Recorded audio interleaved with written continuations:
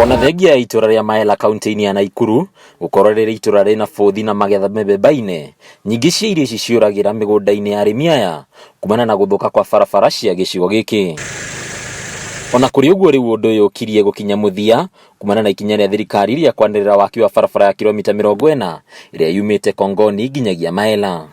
Kuringana na gavana wa kaunti ya Naikuru Ikinya, mutaratara wa uheani wa tenda utanyite kuhanika mweri ukite, undu ria utanyite kuhanika na ihenya o ria kwahoteka. Mambo ya hii barabara kuweka lami tumezungumza mpaka na rais, na ningetaka kuhakikishia ifikapo mwezi wa 8 ambao ndio mwezi tunaelekea, tutafanya advertisement ama procurement ya hii barabara kutoka Kongoni kwenda mpaka Maella. Ningi gavana Ikinya nierire Aikari weruteri wa thirikari hari gutigirira undu uyu ni wahanyukio na hari gucenjia rwimbo rwa hathara na bica irio guthukira migunda-ini ni kwaga miumiririe. Wakati barabara iko na shida, hata mkulima akilima viazi ama mahindi, bei yake inabaki kuwa chini kwa sababu ya gharama ya uchukuzi. Hicho torahe ng'ombe. Hii kama hii kana tunaona vile tunajua kulima lakini tunatupia ng'ombe. Eni, hatutaki hiyo kazi tena. Munaini wa Arimi gicigo giki matongoretio ni Patrick Gicuki nimakenereire ikinya riri makirigweta ta undu kumahura njeki kiwonjoria. Barabara yetu ya Maella hii, serikali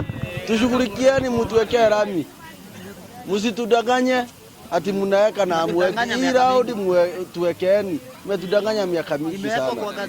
Ona wakui ya mirigo ni meranire kuguithia thogora wa ukui kuna marawambatagiria na njira nene gukorwo ngari ciao ni irathukagira barabara-ini ici. Kitu Naivasha imekuwa 500. Sasa 500 watu wengi kama mtoto kama huyu amekaa miaka 5 hajafika Naivasha kwa sababu hiyo bei ni kali sana.